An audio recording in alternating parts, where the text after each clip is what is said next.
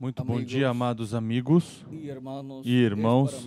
É para mim um privilégio e bênção grande estar com vocês nessa ocasião para compartilhar com vocês uns momentos de companheirismo ao redor da Palavra de Deus e seu programa correspondente a este tempo final, para o qual quero ler em Romanos capítulo 8, versículos 28 em diante, essa carta do apóstolo São Paulo. Romanos capítulo 8, versículos 28 em diante, onde diz: sabemos que todas as coisas concorrem para o bem daqueles que amam a Deus, daqueles que são chamados segundo o seu propósito. Pois os que dantes conheceu, também os predestinou para serem conformes à imagem de seu Filho, a fim de que ele seja o primogênito entre muitos irmãos. E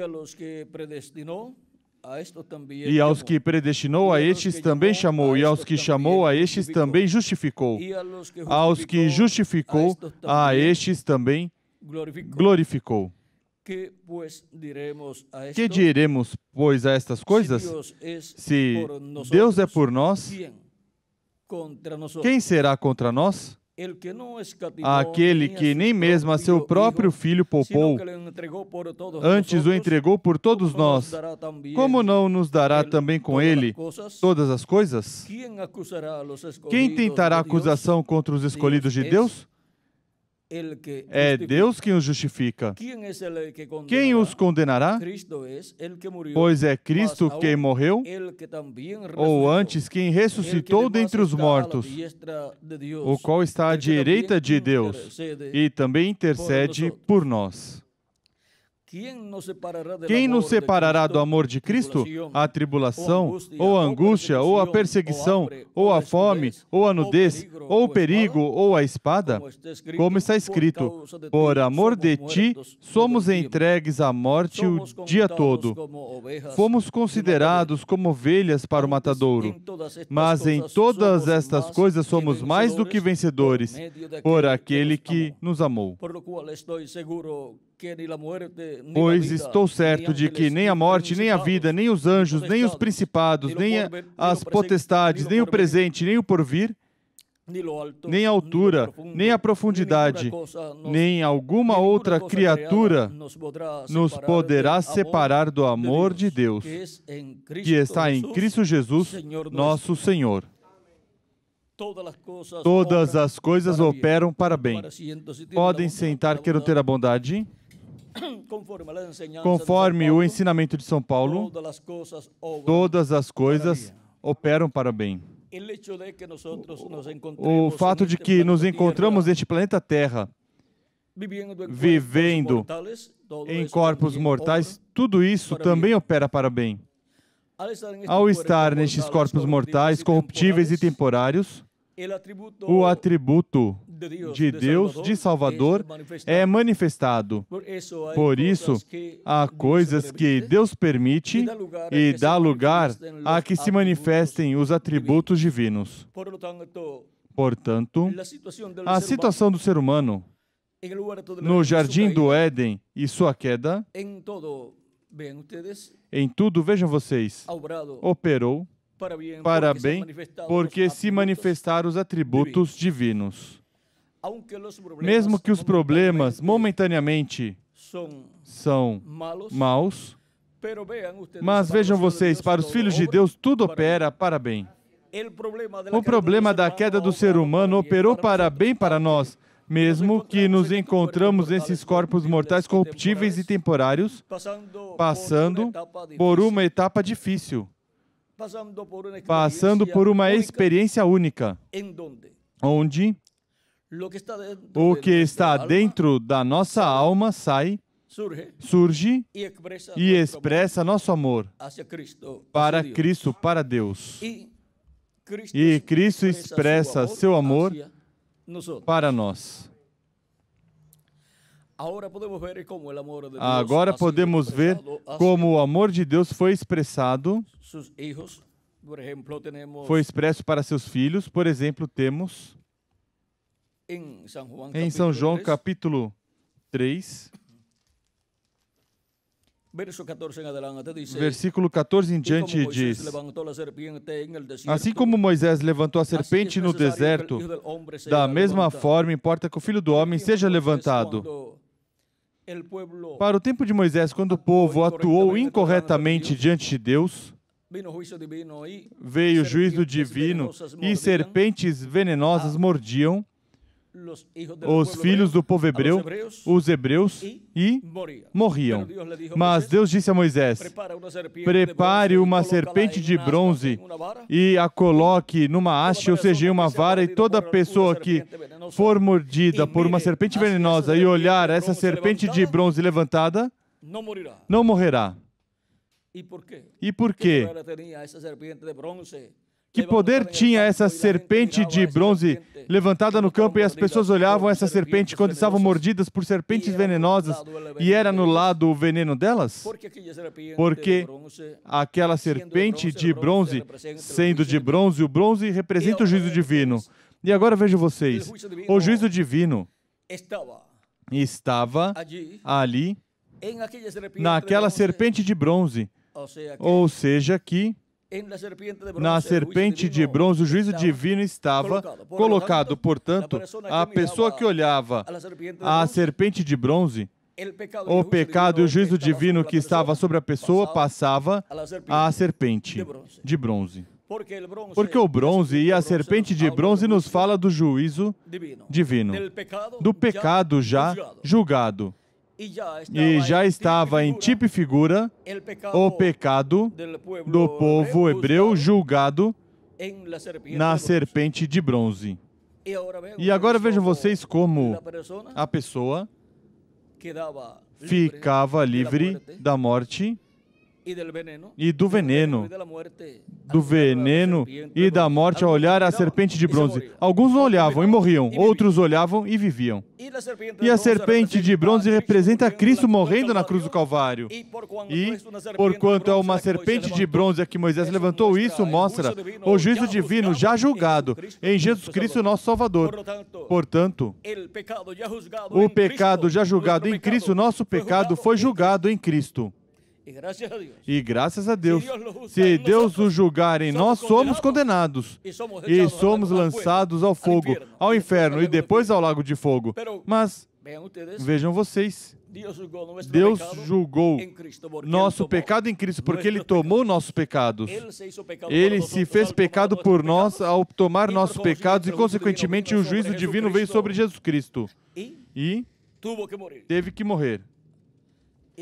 E depois, teve que ir ao inferno, onde nós tínhamos que ir. Desceu ao inferno em seu corpo teofânico, em espírito. E ali pregou as almas em prisão que estavam no inferno, os que foram desobedientes no tempo de Noé. Nos diz São Pedro, em uma de suas cartas, vamos ver qual, das cartas do apóstolo São Pedro nos fala estas coisas, as quais, 1 de Pedro, capítulo 3, versículo 18 em diante, diz: pois Cristo padeceu uma única vez pelos pecados, o justo pelos injustos, para levar-nos a Deus. Ele, na verdade, foi morto na carne, mas vivificado pelo Espírito. Agora vejam vocês, Ele morreu por nós ao tomar nossos pecados. E agora Ele morreu na carne, mas no Espírito Ele não morreu. No Espírito, isso é no corpo teofânico da sexta dimensão, no qual diz, no qual também foi e pregou aos espíritos em prisão. As pessoas que estavam lá no inferno, em seus corpos, em seus espíritos, dessa quinta dimensão, os quais, noutro tempo, foram rebeldes quando a longanimidade de Deus esperava nos dias de Noé. Ou seja, que eram as pessoas que viveram no tempo de Noé e foram desobedientes, não escutaram a voz de Deus através do profeta Noé. os quais no outro tempo foram rebeldes, quando a longanimidade de Deus esperava nos dias de Noé, enquanto se preparava a arca. Nela poucas, isto é, 8 almas se salvaram através da água. Vejam vocês, Noé pregava aí, continuava construindo a arca e anunciando que viria um dilúvio. Era uma coisa aparentemente impossível, mas Deus disse que viria um dilúvio e viria esse dilúvio. Podiam dizer, mas Noé já leva 20 anos pregando o mesmo e não acontece. A paciência de Deus estendida. E por isso não vinha. Mas a paciência de Deus estava estendida por causa de quem? Por causa de Noé. A paciência de Deus esperava nos dias de Noé, enquanto ele construía a arca. Porque se enviasse o dilúvio sem Noé terminar a arca, pois também morreria Noé e sua família. Ou seja, que a paciência de Deus e misericórdia de Deus estava estendida a Noé e, consequentemente, o dilúvio não podia vir até que Noé terminasse a construção da arca e entrasse na arca e Deus fecharia a porta, como depois aconteceu. Quando terminou a arca, Deus disse, daqui a 7 dias trarei o dilúvio. Entra você e sua família, os animais e as aves, a arca. E todos entraram, e Deus fechou a porta, e veio o dilúvio. No 7º dia, o dilúvio chegou. Mas as pessoas não conheciam, estiveram 100 ou 120 anos escutando a pregação de Noé. E vejam, com 100 anos, digamos, de pregação, ninguém se converteu. A paciência de Deus estava esperando por Noé, para que Noé terminasse a construção da arca. E agora, desde os dias de Jesus e os apóstolos, está se pregando que vem o fim do mundo, que vem o juízo final, que vem a grande tribulação, que vem todos estes juízos divinos. Está se pregando que os juízos da grande tribulação virão para a raça humana. E já vão ao redor de 2.000 anos, mais ou menos. Aproximadamente. E não aconteceu. E algumas pessoas dizem, mas se isso estão pregando desde lá, desde o tempo dos apóstolos, e o próprio Jesus falou e ainda não chegou, por quê? Porque Cristo está construindo sua igreja, seu templo espiritual, e não pode trazer o juízo divino sobre a raça humana até que se complete sua igreja, que está composta pelos redimidos, pelo sangue de Cristo, os quais têm seus nomes escritos no céu, no livro da vida do Cordeiro. E vejam vocês, tudo opera para bem. E graças a Deus que não veio o juízo divino sobre a raça humana. A grande tribulação não chegou sobre a raça humana ainda. E ainda nós estamos aqui vivos, trabalhando na obra de Cristo e levando a mensagem por todos os lugares e recebendo sua palavra revelada e desfrutando dessa palavra revelada. Mas algum dia, a porta vai ser fechada como foi fechada a porta da arca. Vejamos aqui em Gênesis, onde nos diz que Deus fechou a porta da arca.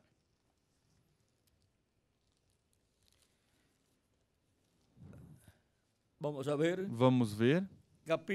Capítulo 7. Versículo 4 em diante diz, porque passados ainda 7 dias, farei chover sobre a terra 40 dias e 40 noites, e exterminarei da face da terra todos os seres que fiz. E Noé fez conforme tudo que o Senhor lhe ordenara. Tinha Noé 600 anos de idade quando as águas do dilúvio vieram sobre a terra. E agora, vejamos o versículo.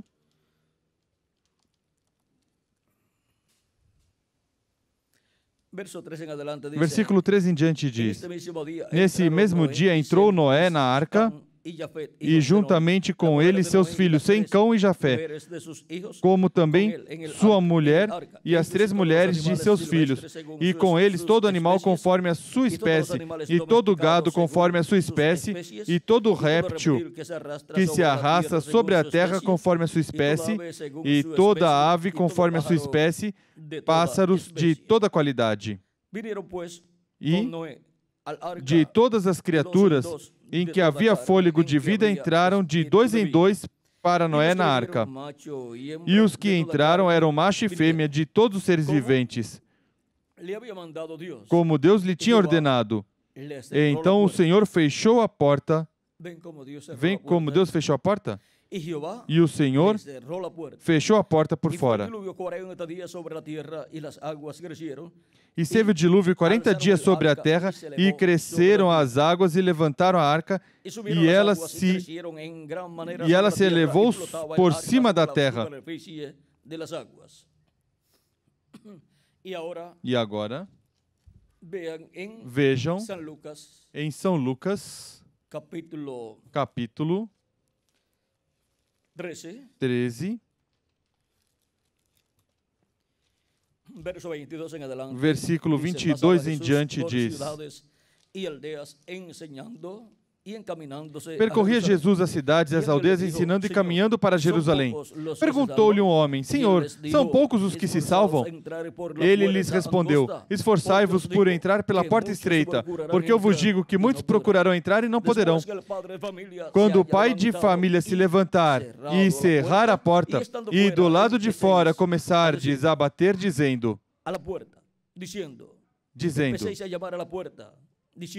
começardes a bater a porta dizendo, Senhor, Senhor, abre-nos. Ele vos responderá, não sei de onde sois. Vem aqui, Cristo mostra que a porta vai ser fechada. A porta da misericórdia, a porta da graça, e Cristo é a porta. Portanto, Cristo é a porta da dispensação da graça. Para entrar e obter salvação, será fechada essa porta. E Cristo já não estará como sumo sacerdote no céu, com seu próprio sangue fazendo intercessão, porque ele sairá do trono de intercessão quando tiver se completado o corpo místico de Cristo. Quando tiver sido chamado e juntado até o último dos escolhidos e tiver sido colocado no corpo místico de Cristo, já então terá terminado a construção da Igreja de Jesus Cristo, desse templo espiritual. E então a porta para entrar nessa casa, a casa de Deus, a Igreja de Jesus Cristo, se fechará. E se cumprirá a parábola das 10 virgens.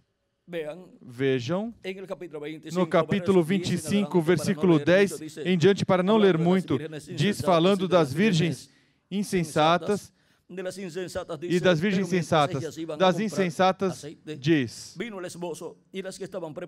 e tendo elas ido comprá-lo, azeite, chegou o noivo, as virgens que estavam preparadas entraram com ele para as bodas. Quais entraram com Cristo às bodas, com o esposo? As que estavam preparadas, que são as virgens prudentes. As virgens prudentes e as virgens fatos representam o cristianismo completo. Uma parte é sensato porque recebe o Espírito Santo e obtém assim um novo nascimento. Outra parte não obtém o Espírito Santo, portanto não obtém o novo nascimento. Portanto, não tem o Espírito Santo, não tem azeite em suas lâmpadas, não tem o azeite, o Espírito Santo dentro delas. Mais tarde chegaram também as outras virgens dizendo, Senhor, Senhor. Versículo 10. E tendo elas ido comprá-lo, chegou o noivo. As virgens que estavam preparadas entraram com ele para as bodas e fechou-se a porta. Aí temos novamente, por palavras do mesmo Jesus, que a porta será fechada. A porta de entrada à casa de Deus, a Igreja de Jesus Cristo. Mais tarde chegaram também as outras virgens dizendo, Senhor, Senhor, abre-nos a porta. Mas ele respondeu, em verdade vos digo que não vos conheço. Portanto, vigiai, porque não sabeis o dia nem a hora em que o Filho do Homem há de vir. Aí temos novamente a mesma situação do tempo de Noé, que a porta será fechada quando se concluir a construção do templo espiritual de Cristo. Assim como quando se concluiu a construção da arca, a porta foi fechada. E agora será como nos dias de Noé. onde a porta se fechou, quando já estava construída a arca. E agora São Mateus capítulo 24, versículos 36 em diante diz... Ainda um pouquinho antes, versículo 34 em diante de São Mateus capítulo 24 diz: Em verdade vos digo que não passará essa geração sem que todas essas coisas aconteçam. O céu e a terra passarão, mas as minhas palavras jamais passarão. Porém, a respeito daquele dia e hora, ninguém sabe, nem os anjos do céu, nem o Filho, mas unicamente o Pai. Como foi nos dias de Noé, assim será também a vinda do Filho do Homem. Vem como compara nossos dias, os dias da vinda do Filho do Homem para este tempo final, os compara com os dias de Noé? Vejamos bem os dias de Noé como foram.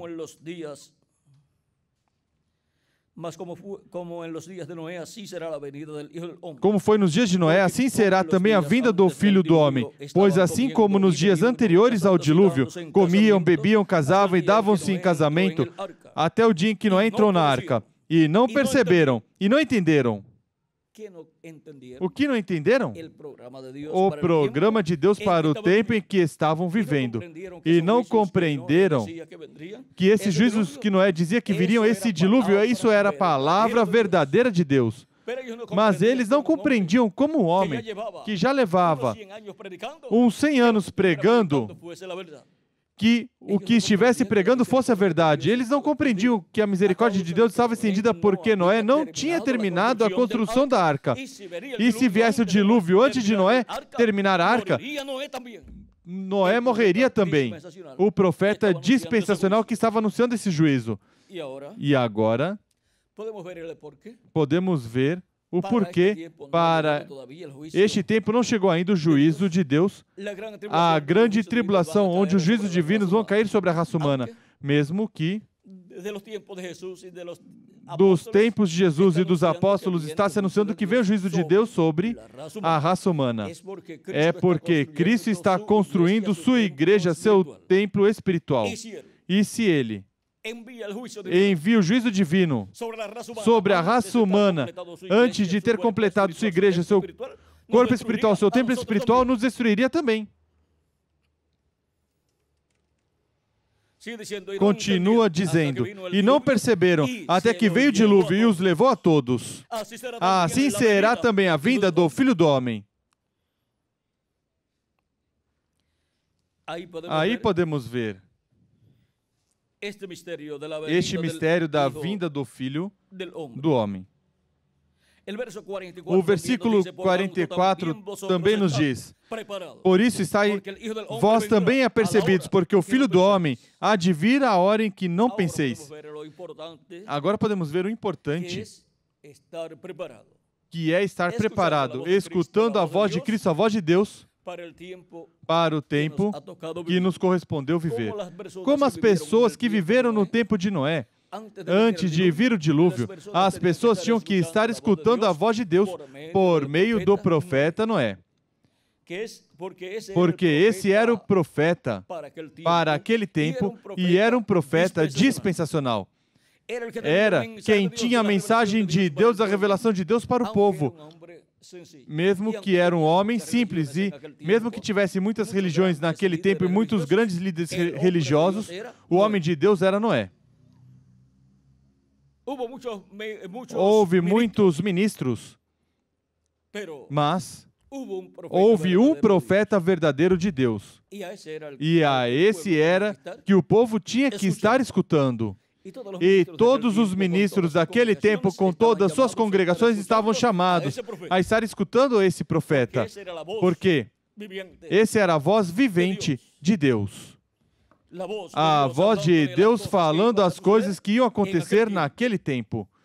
E agora chegamos ao tempo mais glorioso de todos os tempos, um tempo paralelo ao tempo de Noé, para o qual Cristo diz em Apocalipse, capítulo 22, versículo 16. Eu, Jesus, enviei o meu anjo para vos testificar estas coisas nas igrejas.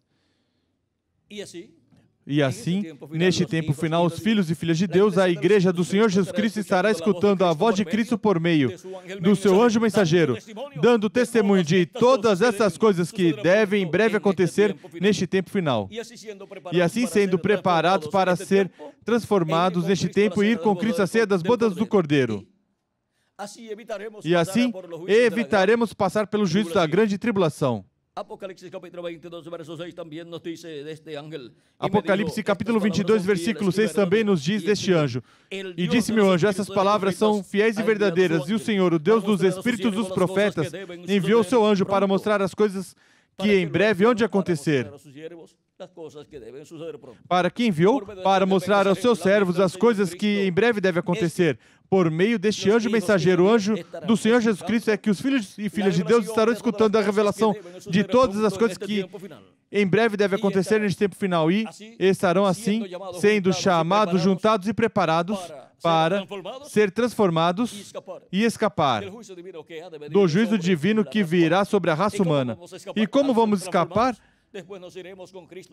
Ao sermos transformados, depois iremos com Cristo à ceia das bodas do Cordeiro, à casa do nosso Pai Celestial, onde estão nos esperando em uma grande festa que Deus tem preparada lá no céu, nessa dimensão celestial. Assim que lá não chegarão juízos da grande tribulação. Somente serão aqui na terra onde os juízos estarão caindo sobre a raça humana, mas não na dimensão celestial, não, na sétima dimensão onde nosso Pai Celestial nos espera para essa grande festa, essa grande ceia das bodas do Cordeiro. Agora vimos porque não caíram os juízos divinos da grande tribulação, não caíram. Somente o que vemos são dores de parto, como se diz, dores de parto são sinais, terremotos por diferentes lugares e guerras e assim por diante. Mas o juízo da grande tribulação, isso será o juízo divino em toda a sua plenitude, o dia de vingança do nosso Deus. E se somente com estes princípios de dores, como guerras por diferentes lugares e terremotos por diferentes lugares, é algo terrível, pois quando um terremoto açoita a nação onde as pessoas vivem, isso é terrível para essa nação, ou uma guerra. E como será então a grande tribulação? Será o mais terrível. Agora, esse será o dia de vingança do nosso Deus. Mas não se preocupe, não estaremos aqui, estaremos a ceia nas bodas do Cordeiro com Cristo, no céu, desfrutando dessa grande festa e recebendo os galardões por tudo que trabalhamos na obra do nosso amado Senhor Jesus Cristo. Para nós, tudo opera para bem. Quando se fala que os juízos divinos vão cair sobre a terra e que bem opera isso para nós, porque Cristo vai nos levar daqui para que não estejamos aqui recebendo os juízos divinos, vai nos levar ao céu, à ceia das bodas do Cordeiro. Não opera para o bem ou opera para o bem? Operará para o bem, porque nos levará a um lugar seguro, à casa do nosso Pai Celestial. Isso está profetizado também no Antigo Testamento, lá em Isaías capítulo 26, onde nos diz, capítulo 26, versículo 20 ao 21 de Isaías diz: Vai, povo meu, entra nos teus quartos e fecha as tuas portas sobre ti. Esconde-te só por um momento, até que passe a ira. Ou seja, a grande tribulação. Vede, o Senhor sairá do seu lugar para castigar os moradores da terra por causa da sua iniquidade. A terra descobrirá o seu sangue. Não encobrirá mais aqueles que foram mortos. Esse é o juízo da grande tribulação que durará 3 anos e meio. Mas ele nos diz: Vai, povo meu, entra nos teus quartos e fecha as tuas portas sobre ti. Esconde-te só por um momento, até que passe a ira. Ou seja, por 3 anos e meio. Assim que podemos ver que tudo isso já está assinalado por Deus e Ele nos mostra como vamos escapar daqui, sair daqui, dessa dimensão terrena. Vamos sair em um corpo glorificado, eterno, imortal. Um corpo igual ao corpo glorificado do nosso amado Senhor Jesus Cristo. Todas estas coisas são assim para nós, por quê? Porque tudo opera para bem, para todos nós. Tudo opera para bem. Assim que em frente, servindo ao nosso amado Senhor Jesus Cristo todos os dias de vossa vida. E nos momentos difíceis da vida, clamem a Cristo. Ele os ajudará. Mas não reclamem contra Cristo. O melhor, peçam a Cristo que faça que até os problemas da vida operem para bem de cada um de vocês. Assim eu faço em minha vida. E até os problemas da vida operam para bem em minha vida, porque Cristo os torna para bem. E assim estarão sempre recebendo as bênçãos do nosso amado Senhor Jesus Cristo. Em frente, sempre servindo a Cristo. Vossas faltas, erros e pecados confessados a Cristo e lançados no sangue de Cristo, e assim são tirados de vocês e estão justificados diante de Deus. O que significa estarem justificados? Estarem como se nunca na vida tivessem pecado. Vejam o poder do sangue de Cristo. Nos limpa de todo pecado. E ficamos justificados, porque desintegra o pecado. Não o cobre, mas que o desintegra, o desaparece e nem Deus o encontra. Por quê? Porque para isso foi o sangue de Cristo derramado, para tirar o pecado de todos os filhos e filhas de Deus. Até a morte de Jesus Cristo, vejam vocês, operou para bem de nós e para o bem dele. Mas, e por que para o bem dele se ele morreu? Mas ele disse, se o grão de trigo cair na terra e não morrer, ele fica sozinho. Se não morresse, estaria nessa terra caminhando desde Jerusalém, caminhando pela Europa, caminhando pela Ásia Menor, Europa, América do Norte, América Latina e em todos os lugares, e não encontraria uma pessoa com quem falar. Por quê? Ele disse, se o grão de trigo cair na terra e não morrer, ele fica sozinho. Ficava sozinho, vivendo neste planeta Terra. E Cristo não quer estar sozinho, Ele quer estar com todos os seus filhos. Ele não quer que nós morramos. Ele quer que vivamos eternamente. E quem único podia evitar nossa morte era Jesus Cristo, morrendo Ele por nós. Nossos pecados sendo colocados nele, Ele tomou. E morreu pelos nossos pecados para que nós pudéssemos viver.